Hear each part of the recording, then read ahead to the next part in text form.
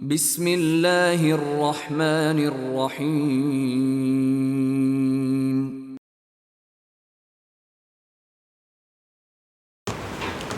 ان الحمد للہ نحمده ونستعینه ونستغفره ونؤمن به ونتوکل علیہ ونعوذ باللہ من شرور انفسنا ومن سیئات اعمالنا من يهده الله فهو المهتد ومن يضلل فلن تجد له وليا مرشدا واشهد ان لا اله الا الله وحده لا شريك له في الخلق والامر واشهد ان سيدنا وشفيعنا وحبيبنا ومولانا محمدا عبده ورسوله فاللهم صل على محمد وعلى ال محمد كما صليت على ابراهيم وعلى ال ابراهيم انك حميد مجيد اللهم بارك على محمد وعلى ال محمد كما باركت على ابراهيم وعلى ال ابراهيم في العالمين انك حميد مجيد اما بعد قال الله تبارك وتعالى في القرآن المجيد والفرقان الحميد اعوذ باللہ السمیع العلیم من الشیطان الرجیم بسم اللہ الرحمن الرحیم هو الذی بعث فی الامیین رسولا منہم یتلو علیہم آیاتہ ویعلمہم الکتاب والحکمہ ویزکیہم وإن كانوا من قبل لفی ضلال مبین۔ محترم بزرگوں، دوستوں، پیارے بھائیوں اور محترم ماں اور بہنوں، اللہ رب العالمین نے جتنے بھی پیغمبر اس دنیا میں بھیجے ہیں، یہ دنیا کے سب سے زیادہ عقل مند ترین انسان تھے، سب سے زیادہ خوبصورت، سب سے زیادہ اچھے اخلاق والے، اور اللہ رب العالمین نے ان کو ہر گناہ سے، ہر معصیت سے اور ہر عیب سے اللہ تعالیٰ نے ان کو پاک بنا کر پیدا کیا، اور ان سے زیادہ سچا، ان سے زیادہ رحم دل اور ان سے زیادہ انسانوں پر مہربان اور انسانوں کی بھلائی چاہنے والا اس مقدس و مبارک گروہ سے زیادہ اور کوئی گروہ اس دنیا کے اندر نہیں گزرا۔ اور ان تمام انبیاء میں بالخصوص میرے اور آپ کے آقا سید المرسلین، شفیع المذنبین، خاتم المرسلین، رحمۃ للعالمین جناب محمد رسول اللہ صلی اللہ علیہ وسلم، اللہ رب العالمین نے ان تمام پیغمبروں میں 1,24,000 پیغمبر آئے، تو ان 1,24,000 پیغمبروں میں 315 اللہ کے رسول تھے، اور ان 315 اللہ کے رسولوں میں 2 پیغمبر ایسے ہیں کہ جن کی پوری زندگی اللہ رب العالمین نے لوگوں کے لیے آئیڈیل قرار دیا۔ ان میں سے پہلی زندگی تو حضرت ابراہیم علیہ السلام کی ہے کہ اللہ رب العالمین نے ان کے تعلق سے فرمایا کہ لَقَدْ كَانَتْ لَكُمْ أُسْوَةٌ حَسَنَةٌ فِي إِبْرَاهِيمَ وَالَّذِينَ مَعَهُ، کہ تمہارے لیے بہترین آئیڈیل اور نمونہ ہے حضرت ابراہیم علیہ السلام اور ان کے ساتھیوں کی زندگی۔ اور پھر کسی پیغمبر کی زندگی کو اللہ رب العالمین نے تمام انسانوں کے لیے آئیڈیل قرار دیا، تو وہ میرے اور آپ کے آقا سید المرسلین، شفیع المذنبین، خاتم المرسلین، رحمۃ للعالمین جناب محمد رسول اللہ صلی اللہ علیہ وسلم کی زندگی کو اللہ رب العالمین نے ساری انسانیت کے لیے آئیڈیل قرار دیا، اور فرمایا کہ لَقَدْ كَانَ لَكُمْ فِي رَسُولِ اللَّهِ أُسْوَةٌ حَسَنَةٌ، کہ جناب محمد رسول اللہ صلی اللہ علیہ وسلم کی زندگی تمہارے لیے بہترین آئیڈیل، بہترین نمونہ ہے۔ میرے محترم دوستو، حضرت ابراہیم علیہ السلام کی زندگی بھی نمونہ ہے، اور اللہ کے رسول صلی اللہ علیہ وسلم کی زندگی بھی نمونہ ہے، لیکن حضرت ابراہیم علیہ السلام کی زندگی میں اللہ رب العالمین نے ایک بات اللہ تعالیٰ نے کہا کہ ان کی پوری زندگی نمونہ ہے، لیکن ایک بات ان کی تمہارے لیے نمونہ نہیں، الا قول ابراہیم لابیہ لاستغفرن لک وما املک لک من اللہ من شیء۔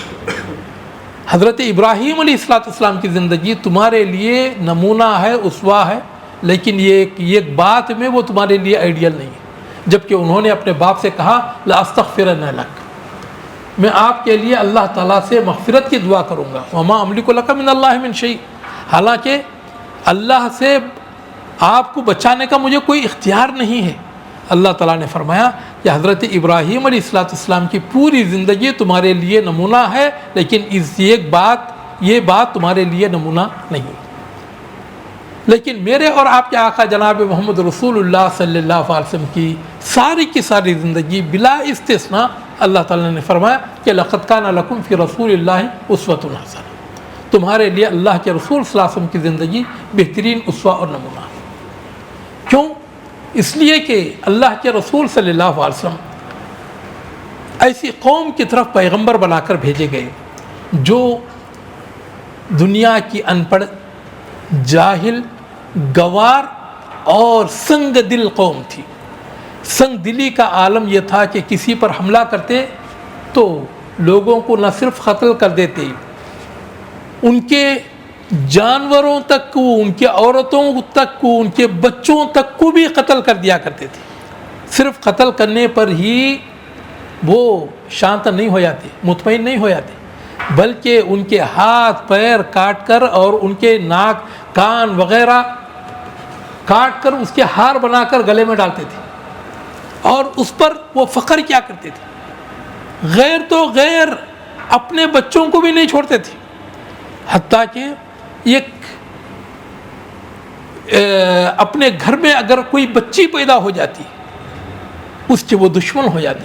اور اس پر فخر کیا کرتے، اس کو مارتے تھے، زندہ زمین میں دفن کر دیتے تھے، اور اس پر وہ فخر کیا کرتے تھے۔ ایک جاہلی شاعر کہتا ہے تہوی حیاتی واہوی موتہا شفقہ والموت اکرم نزلا للحرم، کہ میری بچی میری زندگی چاہتی ہے، میں اس کی موت چاہتا ہوں، اور عورتوں کے لیے بہترین تحفہ موت ہی۔ اور سنگ دلی کا عالم یہ تھا کہ جو دشمن قوم پر اگر یلغار کرتے تو کسی کے اوپر رحم نہیں کھاتے تھے، حتیٰ کہ ایک مرتبہ اللہ کے رسول جناب محمد رسول اللہ صلی اللہ علیہ وسلم کے پاس ایک شخص آئے اور آ کر کہنے لگے کہ اے اللہ کے رسول صلی اللہ علیہ وسلم، ان کا نام قیس ابن عاصم تھا، آ کر کہنے لگے کہ اے اللہ کے رسول صلی اللہ علیہ وسلم، میں مسلمان ہونا چاہتا ہوں۔ آپ نے فرمایا اہلا و سہلا، ہو جاؤ۔ کہا کہ کیا میرے تمام گناہ بخش دیے جائیں گے؟ تو آپ علیہ السلام نے فرمایا کہ ان الاسلام یہدم ما کان قبلہ، اسلام سے پہلے جتنے بھی گناہ ہوئے ہیں، چاہے وہ حقوق اللہ کے ہو، حقوق العباد کے ہو، سارے کے سارے یہ اللہ رب العالمین ختم کر دے گا۔ پھر انہوں نے کہا کہ اے اللہ کے رسول، میں نے کچھ ایسے گناہ کیے ہیں کہ مجھے تو یقین نہیں ہوتا کہ کیا یہ گناہ بھی بخشے جائیں گے۔ اللہ کے رسول صلی اللہ علیہ وسلم نے فرمایا کہ تیرے گناہ کیا ہیں ذرا بتا۔ تو کہنے لگے وہ صحابی کہ مجھے اللہ تعالیٰ نے 7 بیٹیاں دی تھیں، اور جب کبھی بھی میں باہر جاتا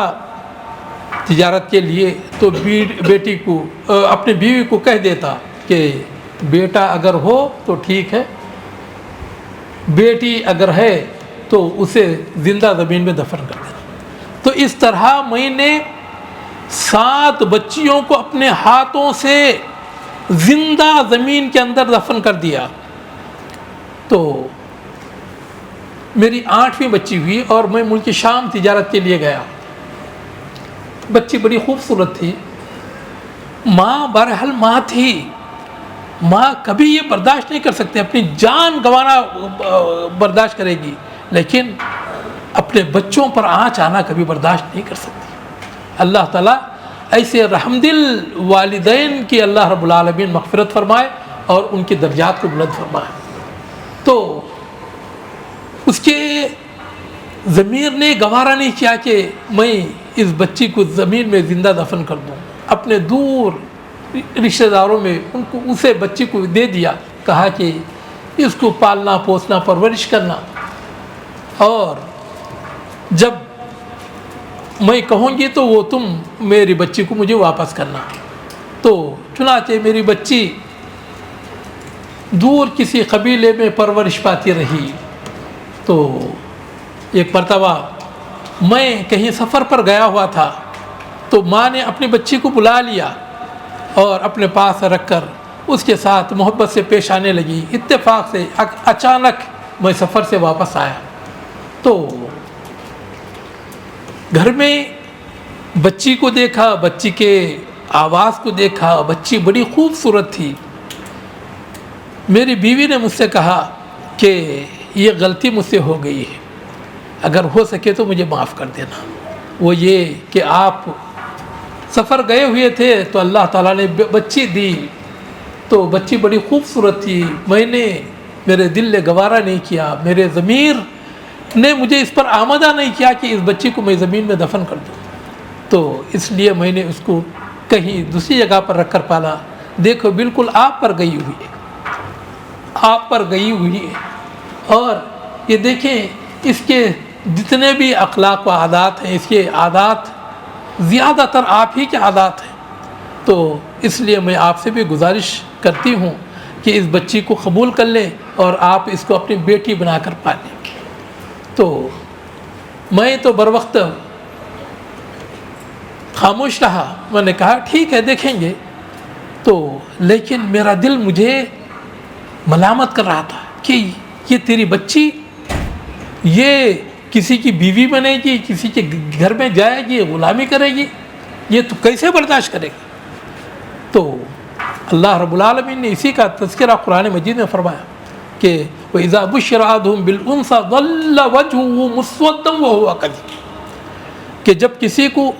خوشخبری دی جاتی کہ تیرے گھر میں بیٹی پیدا ہوئی ہے، ظَلَّ وَجْهُهُ مُسْوَدًّا، اس کا چہرہ سیاہ ہو جاتا، کالا ہو جاتا، وَهُوَ كَظِيمٌ، اس کا دم گھٹنے لگتا، يَتَوَارَىٰ مِنَ الْقَوْمِ مِنْ سُوءِ مَا بُشِّرَ بِهِ، اور لوگوں سے وہ ملتا نہیں تھا، مارے شرم کے وہ بچ کر وہ لوگوں سے بچتا پھرتا کہ گویا کہ اس نے کوئی جرم کر لیا، اور پھر اس کے بعد پلانے بنانے لگتا کہ أَيُمْسِكُهُ عَلَىٰ هُونٍ أَمْ يَدُسُّهُ فِي التُّرَابِ، یا تو ذلت و رسوائی کے ساتھ اس بچی کو باقی رکھے یا اس کو زمین کے اندر دفن کر۔ تو چنانچہ میں نے دل میں ارادہ کر لیا کہ اس بچی کو بہرحال اس کو زندہ درگور کرنا ہی ہے۔ تو ایک مرتبہ میری بیوی کہیں گئی ہوئی تھی تو میں نے بچی سے کہا کہ بیٹی چلو میں تم کو اپنے رشتہ داروں کے پاس لے کر چلتا ہوں۔ تو بچی کو ساتھ لیا اور ساتھ میں کدال بھی تھا، اور میں ڈیزرٹ میں لے کر گیا، صحرا میں لے کر گیا اور اس کی خبر کھودنے لگا۔ جب مٹی میرے جسم پر پڑتی تو میری پیاری بچی اپنے ہاتھوں سے اس مٹی کو جھاڑنے لگتی اور کہتی کہ ابا جان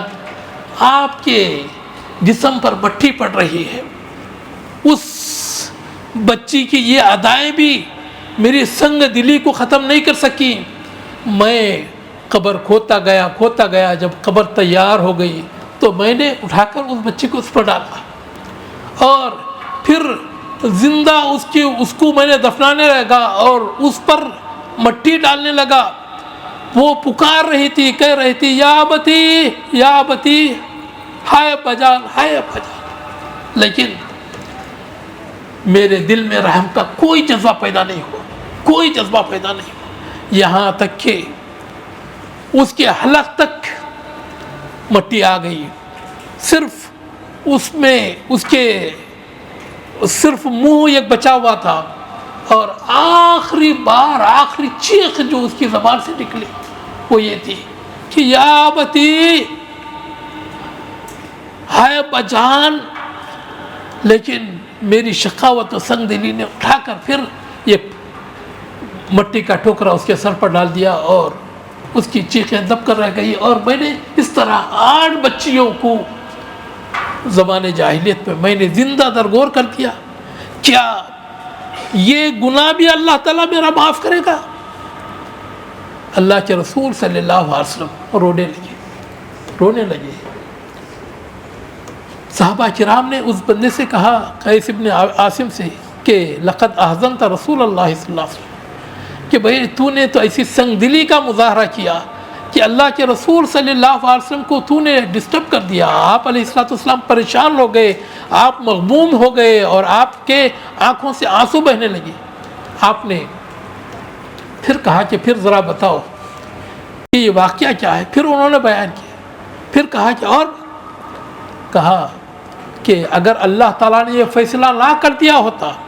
کہ اللہ رب العالمین اسلام لانے کی وجہ سے ان الاسلام ما کان یہدم الاسلام یہدم ما کان قبلہ، کہ اسلام لانے سے پہلے جتنے بھی گناہ ہوئے ہیں، چاہے وہ حقوق اللہ کے ہوں، حقوق العباد کے ہوں، تو یہ سارے کے سارے اللہ تعالیٰ معاف کر دیں گے۔ تو پھر وہ کلمہ پڑھے مسلمان ہو گئے، اور اس کے بعد وہ زمانے جاہلیت میں جو ان سے گناہ ہوا تھا، تو اس کو ختم کرنے کے لیے انہوں نے کئی بچیوں کو، یتیم بچیوں کی پرورش کی، پالا پوسا پرورش کیا، ان کو جوان کیا، ان کو شادی کیا۔ اور اسی طرح زمانے جاہلیت میں ایک شخص تھا ساسا بن ناجیہ، یہ مشہور شاعر فرزدق کا یہ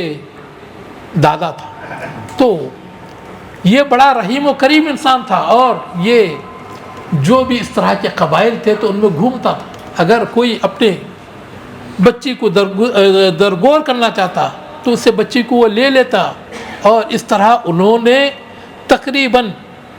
360 سے زیادہ بچیوں کو اس طرح سے انہوں نے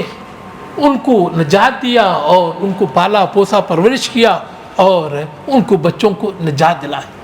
تو کہنے کا مطلب یہ ہے کہ اللہ کے رسول جناب محمد رسول اللہ صلی اللہ علیہ وسلم ایسے سوسائٹی میں اور ایسے لوگوں میں، ایسی قوم میں آپ علیہ السلام کو اللہ رب العالمین نے پیغمبر بنا کر بھیجا، جو نہ صرف ان پڑھ تھے بلکہ گنوار تھے، اور ان میں سے کچھ ایسے قبائل تھے جن کی آمدنی رہزنی، لوٹ کھسوٹ، چوری چماری تھی، لیکن آپ صلی اللہ علیہ وسلم کی صحبت کی برکت سے اللہ رب العالمین نے ایسے لوگوں کو، کل تک جو چور تھے، رہزن تھے، اللہ رب العالمین نے آپ کی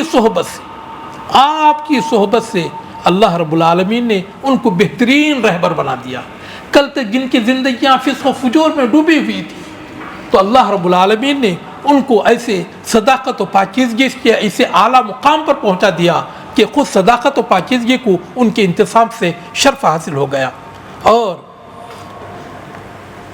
آپ علیہ السلام کے تعلق سے ایک منشی، ایک ہندو شاعر منشی ہری چند اختر، وہ کہتے ہیں کہ ایک عرب نے آدمی کا بول بالا کر دیا، ایک عرب نے آدمی کا بول بالا کر دیا، جس نے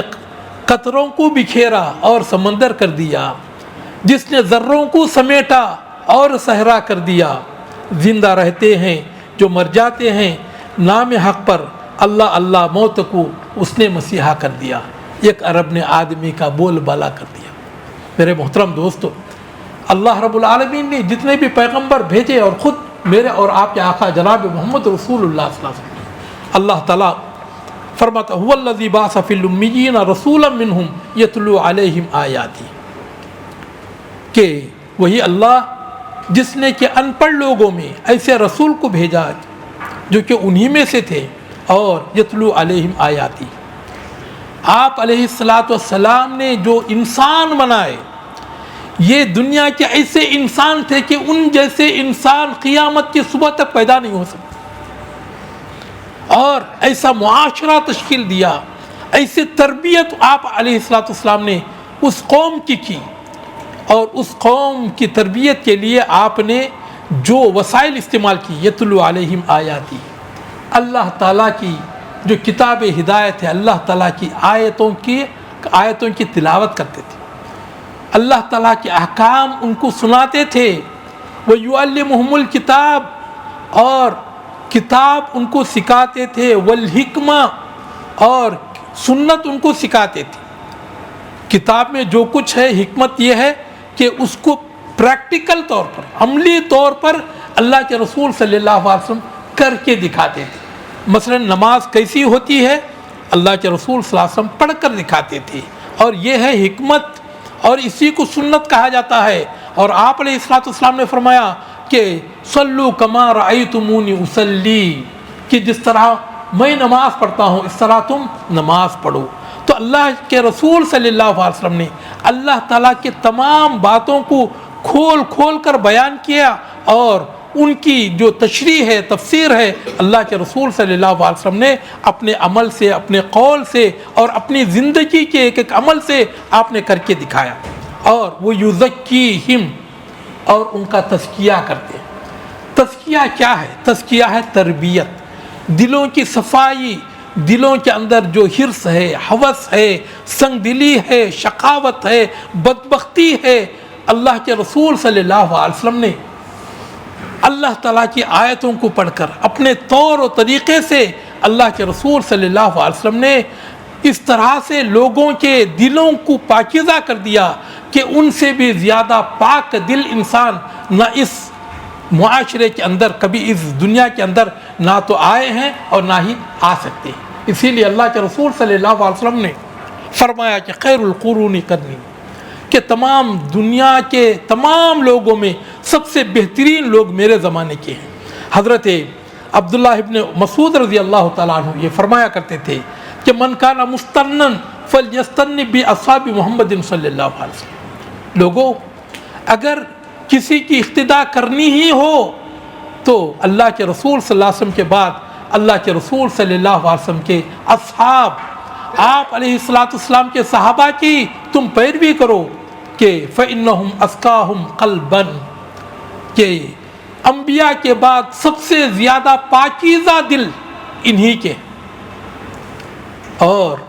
وَأَعْمَقَهُمْ عِلْمًا، ان کا علم گہرا ہے۔ میرے محترم دوستو، اسی لیے جب بھی کوئی عالم کوئی بات یہ کہتا ہے، پہلے یہ دیکھو کیا اللہ کے رسول اور اللہ کے رسول صلی اللہ علیہ وسلم کے صحابہ یہ کہا کرتے تھے، یہ کیا کرتے تھے؟ اگر وہ کر رہے ہوں تو وہی علم ہے، ورنہ وہ جہالت ہے۔ اسی لیے فہم سلف کو علماء کرام نے حجت مانا ہے کہ اگر کوئی بھی کام کیا جائے، کوئی بھی عمل ہو تو یہ فہم سلف کے مطابق ہونا چاہیے۔ سلف کسے کہتے ہیں؟ سلف اللہ کے رسول صلی اللہ علیہ وسلم کے صحابہ، تابعین، تبع تابعین، کیونکہ یہ وہ لوگ ہیں کہ اللہ کے رسول صلی اللہ علیہ وسلم نے جو اپنی عملی زندگی سے جو یونیورسٹی قائم کی تھی، اس کے سب سے پہلے فارغین صحابہ کرام رضوان اللہ، اور اس کے بعد صحابہ کو دیکھ کر تابعین نے سیکھا، تابعین کو دیکھ کر تبع تابعین نے سیکھا۔ تو حضرت عبداللہ ابن مسعود فرماتے ہیں کہ فَإِنَّهُمْ أَزْكَاهُمْ قَلْبًا، کیونکہ انبیاء کے بعد سب سے زیادہ اگر پاکیزہ دل کسی کے ہیں تو صحابہ کرام کے، وَأَعْمَقَهُمْ عِلْمًا، سب سے زیادہ علم کسی کا گہرا ہے تو وہ صحابہ کرام کا ہے، وَأَقَلُّهُمْ تَكَلُّفًا، اور جن میں تکلف نہیں ہے، تصنع، بناوٹ، دکھلاوا نہیں ہے، تو یہ صحابہ کرام ہیں۔ وَأَحْسَنُهُمْ حَالًا، اور وہ حال کے اعتبار سے بھی سب سے بہترین تھے۔ اختارہم اللہ لصحبت نبیہ ولنشر دینہ، اللہ رب العالمین نے اپنے نبی جناب محمد رسول اللہ صلی اللہ علیہ وسلم کی صحبت کے لیے ان کو پسند کر لیا تھا، اور اپنے دین کی نشر و اشاعت کے لیے اللہ رب العالمین نے ان کو پسند کر لیا تھا۔ میرے محترم دوستو، اللہ کے رسول جناب محمد رسول اللہ صلی اللہ علیہ وسلم ایسی قوم کی طرف پیغمبر بنا کر بھیجے گئے تھے، اور ایسی سنگ دل قوم کی تربیت کے لیے اللہ تعالیٰ نے دنیا کے سب سے زیادہ نرم دل پیغمبر کو اللہ رب العالمین نے ان کی تربیت کے لیے روانہ فرمایا۔ اللہ تعالیٰ فرماتا ہے فَبِمَا رَحْمَةٍ مِّنَ اللَّهِ لِنْتَ لَهُمْ وَلَوْ كُنْتَ فَظًّا غَلِيظَ الْقَلْبِ لَانفَضُّوا مِنْ حَوْلِكَ، کہ اے اللہ کے رسول صلی اللہ علیہ وسلم، یہ اللہ تعالیٰ کی مہربانی ہے کہ آپ ان کے لیے نرم دل بنا کر بھیجے گئے ہیں۔ اگر آپ سنگ دل ہوتے، اجڑ ہوتے، لانفضوا من حولک، یہ کبھی کا آپ سے بھاگ گئے ہوتے۔ اللہ رب العالمین نے میرے اور آپ کے آقا جناب محمد رسول اللہ صلی اللہ علیہ وسلم کو وہ اخلاق دیے تھے کہ جو کوئی دیکھ لیتا آپ علیہ السلام آپ کا مرید بن جاتا. حضرت عبداللہ ابن سلام رضی اللہ تعالیٰ عنہ پہلے یہودی تھے, یہودیوں کے سب سے بڑے عالم تھے, سب سے بڑے عالم تھے. تو یہودی ان کے اوپر بہت بھروسہ کرتے تھے اور یہ کہتے تھے کہ ساری دنیا بھی مسلمان ہو جائے, لیکن یہ ہمارے بڑے عالم عبداللہ ابن سلام یا حضرت ہارون علیہ السلام کے نسل سے تھے, تو یہ کبھی مسلمان نہیں. لیکن جس وقت انہوں نے اللہ کے رسول جناب محمد رسول اللہ صلی اللہ علیہ وسلم کے چہرے انور کو دیکھا تو فوراً کہہ اٹھے, پکار اٹھے, واللہ لیس ھذا الوجہ بوجہ کاذب, اللہ کی قسم یہ چہرہ کسی جھوٹے کا چہرہ نہیں ہو سکتا, یہ چہرہ کسی جھوٹے کا چہرہ نہیں ہو سکتا. اور جو ایک مرتبہ آپ علیہ السلام کو دیکھ لیتا تو وہ زندگی بھر کے لیے آپ کا عقیدت مند ہو جاتا. اور اگرچہ کہ آپ علیہ السلام ساری دنیا, ساری انسانیت کے سرتاج تھے, لیکن کبھی آپ علیہ السلام اپنی بڑائی کے ظام میں مبتلا نہیں ہوئے. آپ کے لیے کوئی مخصوص نشست, کوئی کرسی نہیں ہوتی کہ جس پر کہ آپ بیٹھے رہتے, بلکہ کوئی نیا آدمی آتا تو صحابہ کرام میں اللہ کے رسول صلی اللہ علیہ وسلم کو پہچان بھی نہیں سکتا تھا کہ اللہ کے رسول صلی اللہ علیہ وسلم کون ہے. میرے محترم دوستو, صحابہ کرام رضوان اللہ علیہم اجمعین جس وقت مسجد نبی بنا رہے تھے, وہ ایک طرح کا ایک جھوپڑا تھا جو کہ بنایا گیا. تو اس وقت میرے اور آپ کے آقا جناب محمد رسول اللہ صلی اللہ علیہ وسلم اینٹ اور مٹی آپ اپنے سر مبارک پر ڈھوتے پھرتے تھے اور کہتے تھے اللہم لا عیشہ الا عیش الآخرہ فرحم الانصار والمہاجر, کہ یا اللہ اگر زندگی ہے تو آخرت کی زندگی ہے, یا اللہ تو انصار اور مہاجرین کی مدد فرما اور ان پر رحم فرما. آپ علیہ السلام نے کبھی صحابہ کرام میں اپنے لیے کوئی امتیاز قائم نہیں کیا. جب جنگ خندق پیش آئی تو ایک ایک شخص کو اللہ کے رسول صلی اللہ علیہ وسلم نے 10-10 میٹر آپ علیہ السلام نے زمین دے دی کہ اس پر وہ خندق کھودی, اور آپ علیہ السلام نے 30 میٹر اپنے لیے منتخب کیا کہ میں اس کو کھودوں, یعنی 3 گنا دیا تھا. صحابہ کرام رضوان اللہ علیہم اجمعین اللہ کے رسول صلی اللہ علیہ وسلم کے پاس آئے, کہنے لگے الجو یا رسول اللہ, اے اللہ کے رسول صلی اللہ علیہ وسلم ہم بھوکے ہیں, کئی دن سے کھانا نہیں کھائے ہیں. ایسی حالت میں جب کہ ایک تو بھوک اور دوسرا خندق کی کھدائی, تو اس وقت اللہ کے رسول صلی اللہ علیہ وسلم نے لوگوں سے یہ نہیں کہا کہ بھئی میرے حال کو دیکھو, بلکہ ایسے میں جو آپ علیہ السلام کے کندھے پر جو چادر تھی وہ گر پڑی. دنیا والوں نے دیکھا کہ صحابہ کرام ایک ایک پتھر اپنے پیٹ پر باندھے ہوئے تھے اور اللہ کے رسول صلی اللہ علیہ وسلم 2-2 پتھر باندھے ہوئے تھے. میرے محترم دوستو, دنیا میں انقلاب ایسے ہی نہیں آیا ہے. آج اگر ساری دنیا کے چپے چپے میں مسلمان پھیلے ہوئے ہیں تو ایسے ہی نہیں پھیلے ہیں, بلکہ میرے محترم دوستو آپ علیہ السلام کو اللہ تعالیٰ نے وہ اخلاق, وہ عادات عطا کیے تھی کہ جس طرح لوہا میگنیٹ کی طرف جس طرح سے ایک مقناطیس کی طرف جس طرح سے کھنچتا ہوا خود بخود چلا آتا ہے, انسانیت آپ کے اخلاق, آپ کے عادات کو دیکھ دیکھ کر آپ کی طرف دوڑ پڑتی تھی. میرے محترم دوستو, جب بے شمار جب فتوحات کی بہتات ہو گئی اور بیت المال خزانے سے لدا پھدا تھا, لیکن اللہ کے رسول صلی اللہ علیہ وسلم نے اپنے لیے محنت و مشقت, فقر و فاقہ کی جو زندگی آپ نے پہلے اختیار کی تھی, زندگی کے آخری سانس تک اس پر قائم رہے.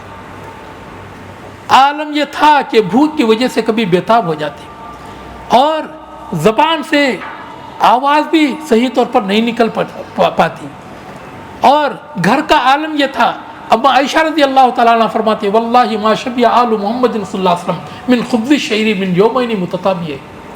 کہ اللہ کی قسم اللہ کے رسول صلی اللہ علیہ وسلم کے گھر والوں کو 2 دن جو کی روٹی کھانا نصیب نہیں ہوتا تھا. اور فرماتی ہیں مجتمع علی مادبۃ رسول اللہ صلی اللہ علیہ وسلم ادامین قط، کہ اللہ کی قسم اللہ کے رسول صلی اللہ علیہ وسلم کے دسترخوان پر کبھی 2 سالن اکٹھا نہیں ہوئے، اور ہم جب 5-6 سالن جب تک نہ ہوں تو ہم کو لقمہ منہ سے نہیں اترتا۔ اور آپ علیہ الصلاۃ والسلام کا عالم یہ تھا کہ خود جو کھا کر جواہر لٹاتے تھے، اور آپ علیہ الصلاۃ والسلام کے گھر کی مسکینی کا یہ عالم تھا کہ کبھی کبھی 2-3 چاند دیکھ لیتے، گھر کے اندر چولہا سلگانے کی نوبت نہیں آتی۔ حضرت عائشہ رضی اللہ تعالیٰ عنہ سے پوچھا گیا کہ ایسے آپ لوگ کیا کھا کر زندہ رہتے تھے؟ کہا کہ لیس لنا الا الاسودین، صرف 2 کالی چیزوں پر گزارا ہوتا تھا، ایک تو کھجور کھا لیتے اور پانی پی لیتے۔ میرے محترم دوستو، اور جس وقت سارے کا سارا مدینہ خوشحال تھا، آباد تھا، شاداب تھا، لیکن خود اللہ کے رسول صلی اللہ علیہ وسلم کے گھر کا عالم یہ تھا۔ زندگی کی آخری رات جو کٹی، اللہ کے رسول صلی اللہ علیہ وسلم کے گھر میں چراغ جلانے کے لیے تیل تک بھی موجود نہیں تھا۔ اما عائشہ رضی اللہ تعالیٰ عنہ پاس پڑوس کے گھروں میں گئی، کہنے لگی کہ اللہ کے رسول صلی اللہ علیہ وسلم بیمار ہیں، گھر میں چراغ سلگانے کے لیے تیل نہیں ہے تو تیل دے دو۔ تو جس رات اللہ کے رسول صلی اللہ علیہ وسلم کا انتقال ہوا، اس رات گھر میں چراغ جلانے کے لیے تیل بھی پڑوس کا مانگا ہوا تھا۔ میرے محترم دوستو، دنیا میں انقلاب اس طرح سے آئے۔ اللہ کے رسول صلی اللہ علیہ وسلم کو اللہ رب العالمین نے دنیا کی سب سے بڑی انقلابی شخصیت بنایا تھا۔ افسوس یہ ہے کہ لوگ اس عملی انقلاب کو بھول گئے اور لوگ اب جشنوں میں مبتلا ہو گئے۔ جشن عید میلاد النبی، اور عید میلاد کے نام پر کیا کیا خرافات نہیں کی جاتی ہیں، بلکہ یہاں تک میں نے ایک اخبار میں دیکھا کہ بمبئی کے ایک ٹیکس پر لکھا ہوا تھا کہ عید میلاد النبی کی خوشی میں اس تھیٹر میں 4 شو چلیں گے، 4 شو۔ نعوذ باللہ، لوگ بھنگڑے ڈالتے ہیں، ناچتے ہیں، اور اس کو لوگوں نے عید میلاد النبی قرار دیا۔ اللہ کے رسول صلی اللہ علیہ وسلم کے اخلاق عادات کو بھول گئے، آپ کی تعلیمات کو بھول گئے، اور اللہ کے رسول صلی اللہ علیہ وسلم